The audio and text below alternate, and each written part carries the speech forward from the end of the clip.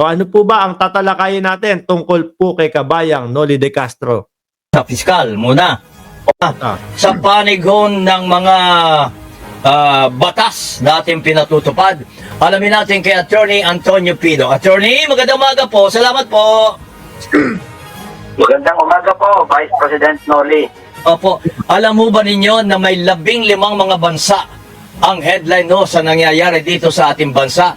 At ang headline nila ay yung pagbabanta ng Vice President of the Philippines sa President of the Philippines. O tignan nyo ho mga kababayan, sikat tayo, no? 15 bansa, headline ang Pilipinas. Bakit po? Dahil po doon sa ginawa ng Vice Presidente na pagtatangka ng buhay. Alam nyo po, mga bossing, pag hindi ho yan, pag hindi ho yan inaksyonan ng Presidente, no? Pagtatawanan lalo ho tayo nung mga bansa na yun. Pinagbantaan na, wala pang ginawa, ganyan yan. Oh. Di ba? Buhay na yung tapos pangalawa pa sa pinakamakapangyarihan sa Pilipinas. Walang ginawa yung Pangulo ng Pilipinas. Kaya po, mga bossing, yung hakbang ng Pangulo na sabi, papalagang ko na po yan. Magandang senyalis po yun, mga kababayan. Tama po yun. Dahil kung hindi papalagan ng ating Pangulo yon, mga kababayan, biruin mo siya, Pangulo, kayang pagbantaan. Paano pa ho tayong mga kritiko? Mga bossing, paano pa tayong mga simpleng mamamayang Pilipino na hindi po naniniwala sa kanila? Di sibak tayo. Di ba?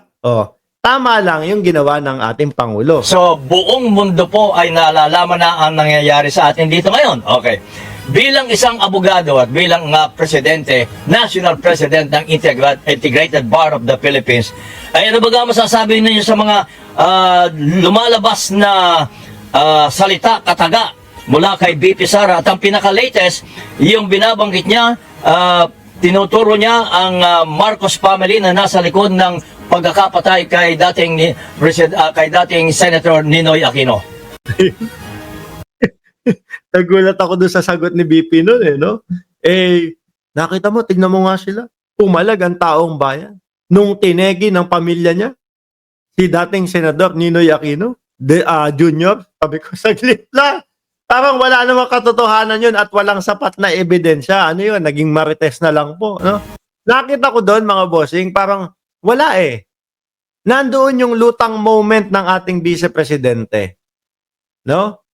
Nandoon yung lutang moment ng ating Vice Presidente na ang daming pumapasok sa utak na yung mga itinatanong, kailangan ko sagutin. Nasa harap ako nitong mga ito. Ayun ang pumasok sa utak ng Vice Presidente. Parang, ano ba, sasagot ko dito? Gumano na lang po. Tingnan mo. Si Ninoy Aquino, pumalag ang sambayan ng Pilipino nung pinategi ng pamilya nila. Ganon yung pansin ko doon, mga kababayan. Diba? Sabi ni Ma'am Delia Rosario, tegi agad, Sir Mark. Simpleng mamamayan. Vice President, unang-una po, salamat at binigyan mo ko ng pagkakataon na makapagsalita bilang Pangulo ng Integrated Bar of the Philippines. Unang-una po, ang Integrated Bar of the Philippines bilang organisasyon ng lahat ng lawyer sa buong bansa, nasa pribado man o nasa gobyerno, ay non-partisan na organisasyon. Opo, siyempre, dapat. Hindi po pwedeng makisali sa partisan politics ng Integrated Bar. Sabi ni Ronnie G, sige, papaniwalaan ko to. Maniniwala ako sa inyo. Maniwala ka sa akin. Matatapos si BBM, no?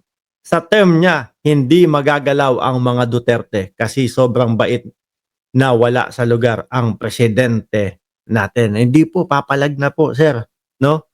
Papalagan na po. At sabi ko nga sa inyo, no? Sabi ng Department of Justice, isasabpina na ng NBI ang vice-presidente. Pagpapaliwanagin po, mga kababayan, ha? Pero dito po, ang batas lang po ang Pag-usapan natin. Batas lang po. Wala naman dapat kayong pakialaman tuloy sa politika. Ano po?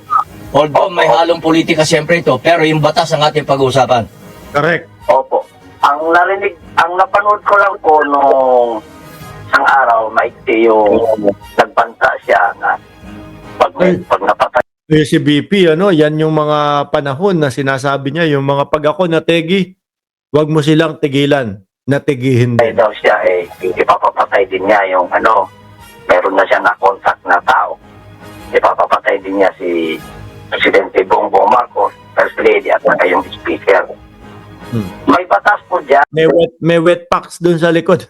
nasa revised penal code, yung tinatawag po na grave threats. Balik, grabing pagbabanta Grabeng pagbabanta.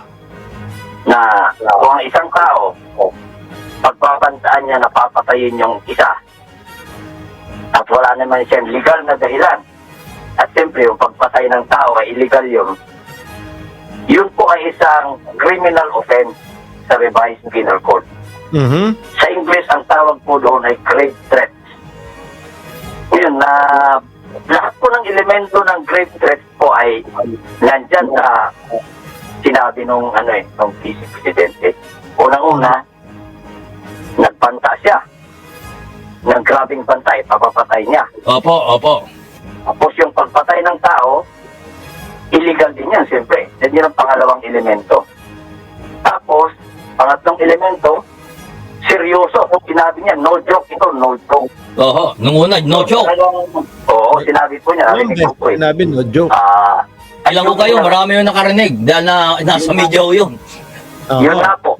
So, bali, lahat ng elemento ng krimen na tinatawag na grave threats, presente, nandoon. So, yan po ang masasabi ko na batas na maaaring nababiolate ngayon. Maaaring nababiolate, attorney, o nabiolate na nga. Iba ko yung sinasabi niyong maaari, posibilidad yung sinasabi niyong ganon, o nabiolate na talaga.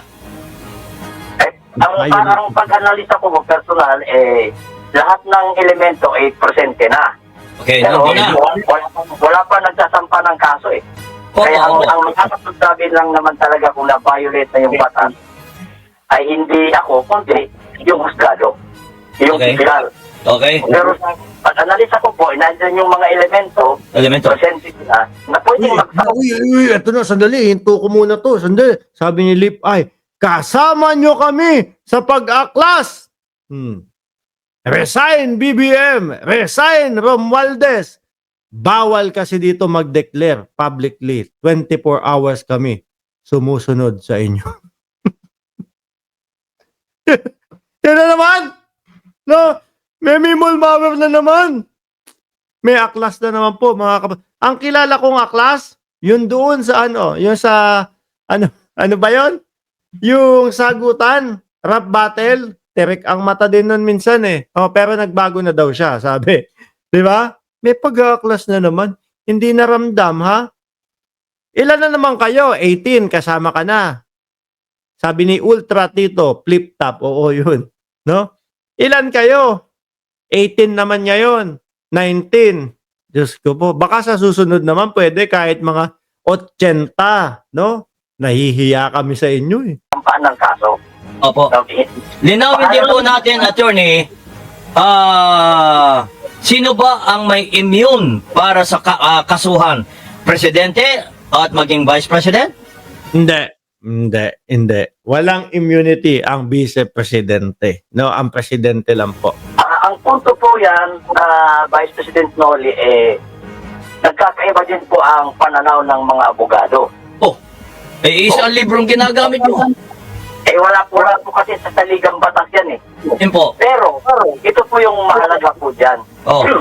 Nung panahon ni Presidente Duterte, yung kanyang Secretary of Justice ay si Secretary Menardo Guevara. Siya po ang Secretary of Justice ni Presidente Rodrigo Duterte. Ngayon? Ang opinion po ni Secretary Menardo Guevara, ang meron lang immunity from suit ay ang Pangulo. Meron ang Pangulo, walang immunity ang Vice Presidente, mga kababayan. Sabi nga nila, sabi dito, sabi ni Janelle de Guzman, Hiyang-hiya na si Mama Mary sa inyo doon sa EDSA. Tapos makita ni Mama Mary, siguro kapag kayo mo ko, sino ba itong nasa ilan? Si Morales? Wala namang kwenta tong nag-EDSA dito, yung nagpi-people power. Ilan ba tong mga to? 17, Diyos ko. Dati napakadami. Ngayon, 17 na lang. Parang nawawalan na ako ng saysay dahil dito sa mga to, Diyos ko. Panoorin natin yung people power, mga bossing. 52 minutos na din po tayo nagkukwentuhan at nagtatalakan ho dito. Ngayon, sabi nila, meron daw pong people power ngayon. Aba, ihinto ko na to para mapanood natin sila. Sama-sama tayong manood doon sa Mimol Mower. No? Baka sakali po, may panibago silang player. May panibago silang dagdag doon sa Mimol Mower nila. Nakita ko ho kasi, mga kababayan, bangketa na lang ho Tipong nasa bangketa. Nasaan ba yun? Ipapakita ko sa inyo. Sandali lang. Ipapakita ko sa inyo. Saan ba yun? Yung Mimol Mower nila, naiilan na lang ho, no? Habang hinahanap ko, mag-like lang muna kayo dyan. Ito, Ito. Parang bangketa na lang ayun daw. I-ano ko nga, ipapasa ko sa inyo to. No? Ipapasa ko sa inyo. Para makita nyo talaga yung Mimol Mower nila na wala nang pumupunta at sila na lang po, mga kababayan. Ito i-download, tapos i-send ko sa inyo. Ito. Matatawa kayo dito sa Mimol Mower nila, mga kababayan. Ito. Kada na lang po may Mimol Mower, sandamakmak na tao daw po ang pumupunta. Pag dumating na po, pag nakita na po yung Mimol Mower nila, mga bossing, ayun, biglang sasabihin, ay, ano lang to, mini Mimol Mower lang ito. Ayan, viral po yan, mga kababayan. Oh my God, Lisa booking ang sikreto dahil kay Green Chong. Ano to? Sabi, oh my God, Lisa booking ang sikreto dahil kay Green Chong. Si Green Chong. Kaya naman po pala nag-viral, mga kababayan, dahil po kay Green Chong. Ayoko na nga. Kung ano-ano mga nakikita natin sa Mimol Mower nila, tapos parang, hindi, Mimol Mower ba talaga to? O parang merong lang tegi? May nakahiga lang. Nasaan yung mga magkakape? Green Chong, magsalita ka na. Mga bossing, ayoko na. Magpapaalam na po ako. Maraming salamat and God bless po sa inyong lahat. Magsasalita pa po si Green Chong. Pakinggan po natin, mga boss.